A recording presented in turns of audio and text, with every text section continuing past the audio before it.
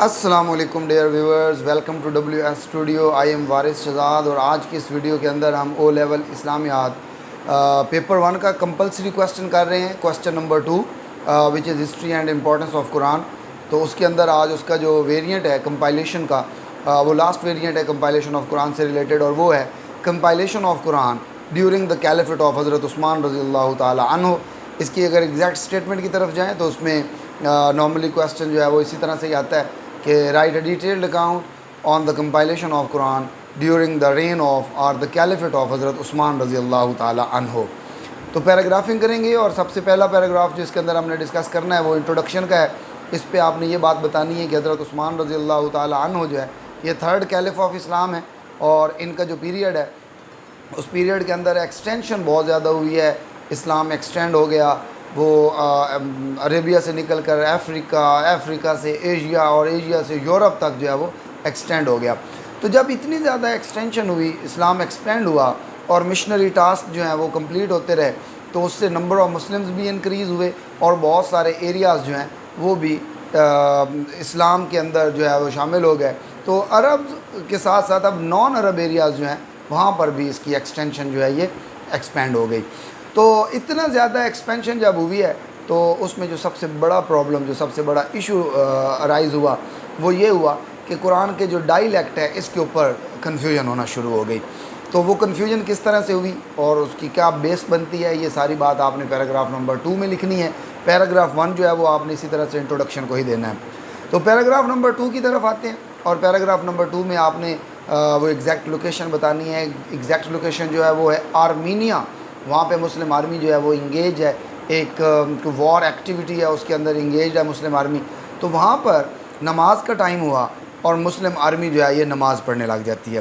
तो during offering prayer तो एक जो अरब और नॉन अरब का जो अब डायलेक्ट का इशू है वो यहीं पे ही अराइज़ हुआ।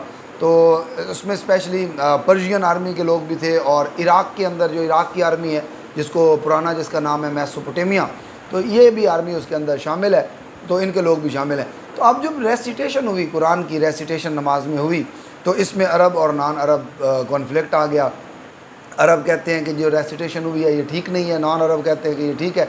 तो इस वजह से दे वर अबाउट टू फाइट। तो इस पे उस वक्त के जो मुस्लिम आर्मी के कमांडर हैं हज़रत हुज़ैफ़ा बिन यमान रज़ियल्लाहु ताला अन्हु, ये हज़रत हुज़ैफ़ा बिन यमान जो हैं ये रसूलुल्लाह सल्लल्लाहु अलैहि वसल्लम के बड़े ही क्लोज़ कंपेनियन थे और इनको राजदार रसूल सल्लल्लाहु अलैहि वसल्लम भी कहा जाता है। गज़वा यानी बैटल ऑफ तबूक की वापसी पे रसूलुल्लाह सल्लल्लाहु अलैहि वसल्लम ने इनके साथ कुछ सीक्रेट कन्वर्सेशन की थी और इनमें कुछ राज की बातें थी, कुछ कंपेनियंस के नाम बताए थे, कुछ मुनाफिकीन के भी नाम, हिपोक्रेट्स के भी नाम बताए थे, जिनके बारे में कहा गया था कि इनसे बच के रहना, ये आपको आगे इस्लाम का नुकसान पहुँचाएँगे।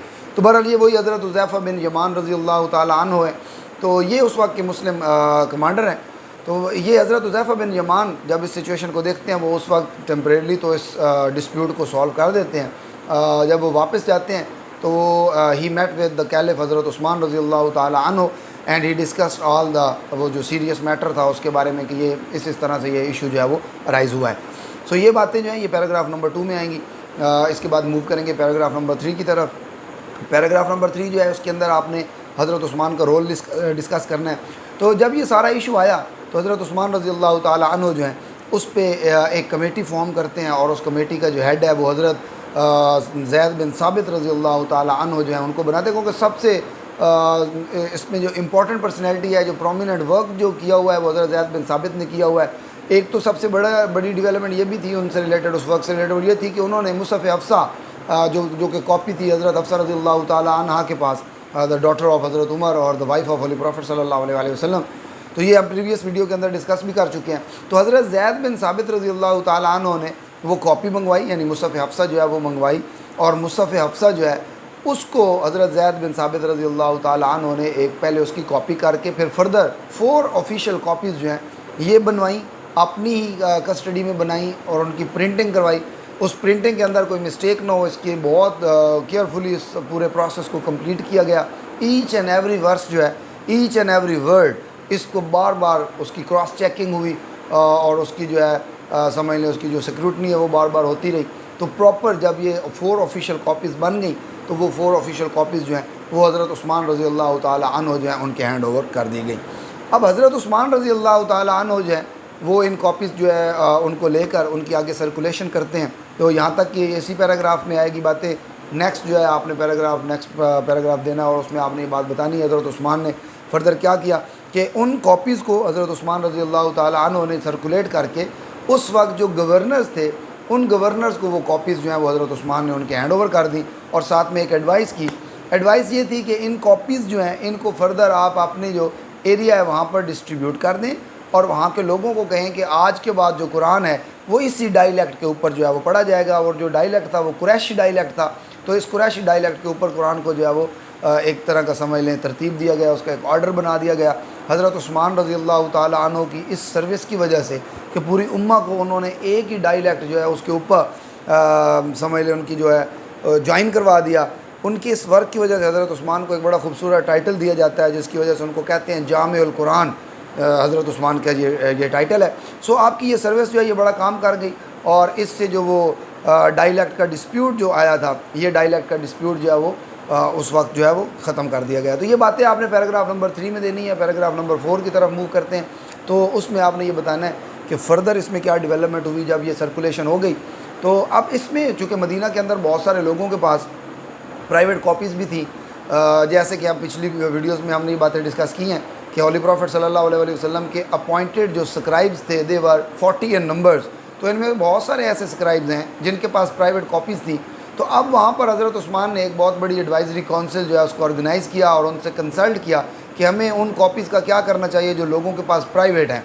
तो इस पर एडवाइजरी काउंसिल जो है सब ने कलेक्टिवली एक डिसीजन लिया और वो डिसीजन ये था कि जो अनऑफिशियल कॉपीज़ हैं उन सब को मस्जिद नबवी में जो है वो बुलाया मंगवाया जाए और उसके बाद उनके पास 2 ही ऑप्शन होंगे, या तो ये है कि उनको बर्न कर दिया जाए या सेकेंड ये है कि उनको बरी कर दिया जाए। तो इस पे वो जो एडवाइजरी काउंसिल थी इस पे कलेक्टिवली डिसीजन जो आया वो ये आया कि हमें ये जो इन अनऑफिशियल कॉपीज़ हैं इनको बर्न कर देना चाहिए। ताकि उसकी वजह ये है, अब जो शख्स जिसके पास प्राइवेट कॉपी है अगर वो किसी डिफरेंट पार्ट ऑफ अरेबिया में जाएगा और वहाँ जाकर वो उसी डायलेक्ट के अकॉर्डिंग जो कि कुरैशी डायलेक्ट नहीं होगा तो वो किसी और डायलेक्ट के अकॉर्डिंग अगर वो पढ़ाता है वहाँ पर तो वहाँ फिर प्रॉब्लम जो है इसी तरह से बनेगी और फ्यूचर में ये जिस इशू को भी सॉल्व किया जा रहा है ये फ्यूचर में दोबारा ये इशू जो है उसी तरह से बन सकता है। तो ये आइडिया सबको बहुत ही पसंद आया और इस पे जो है अनऑफिशियल कॉपीज़ जो है उनको बर्न कर दिया गया और ऑफिशियल कॉपीज़ जो है उनकी सर्कुलेशन जो है वो करा दी गई। तो ये था इनकी कंपाइलेशन का पूरा पीरियड। ये हज़रत उस्मान पे अकेले चांसेस बहुत ही कम हैं। इसमें नॉर्मली ये करते हैं कि वो during the 4 rightly guided caliph का टाइटल दे देते हैं या सम टाइम वो इनको ज्वाइन करवा देते हैं, यानी कि हज़रत अबू बकर और हज़रत उस्मान के पीरियड में जो है किस तरह से कंपाइल हुआ। तो अगर इस तरह की बात आए तो उसमें हाफ़ पार्ट आपने हज़रत अबू बकर को देना है और हाफ़ पार्ट आप हज़रत उस्मान को दे दें। तो हज़रत उस्मान के अलावा हज़रत अगर उमर की बात आए तो हज़रत उमर की इतनी मेजर उस तरह से उनके पीरियड में कोई डेवलपमेंट नहीं है। हाँ, सजेशन ज़रूर उनकी है, ये आइडिया सारा ही हज़रत उमर का है। आफ्टर द बैटल ऑफ यमामा उन्होंने ही एडवाइस की थी हज़रत अबू बकर को कि इसको कंपाइल किया जाए। तो ओवरऑल देखा जाए तो अब ये क्वेश्चन आपका कंप्लीट हो गया। कंपाइलेशन ड्यूरिंग लाइफ टाइम भी हमने कर लिया, ड्यूरिंग द कैलिफेट पीरियड में हज़रत अबू बकर भी हमने कंप्लीट कर लिया, हज़रत उमर भी हमने कंप्लीट कर लिया और हज़रत उस्मान ने अभी हमने कंप्लीट कर लिया है। तो इंशाअल्लाह नेक्स्ट वीडियो जो है उसके अंदर हम कुरान है सोर्स ऑफ लीगल थिंकिंग जो है इसको डिस्कस करेंगे। तब तक के लिए अल्लाह हाफ़िज़। चैनल को सब्सक्राइब करते जाएँ और बेल आइकन बटन जो है उस पर को प्रेस करें। अल्लाह हाफ़िज़।